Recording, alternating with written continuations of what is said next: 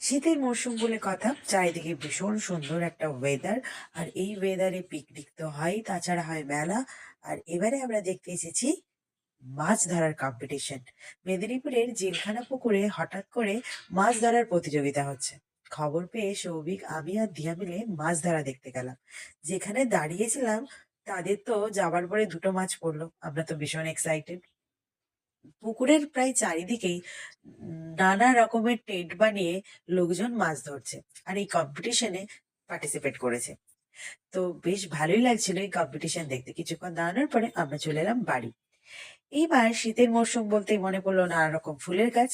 তো বাড়িতে আমরাও গাছ লাগাবো বলে চলে গেলাম আমি দিয়াকে নিয়ে নার্সারিতে গাছ কিনতে। গাছ কোনটা কিনবো করে অনেকগুলো প্রায় গাছ কিনে ফেললাম। মনেই হচ্ছিল না কোনটাকে ছেড়ে কোনটাকে নিই। তো যাই হোক, গাছ লাগানোর পরে ফুল হলে অবশ্যই তোমাদের সাথে তার ভিডিও শেয়ার করবো।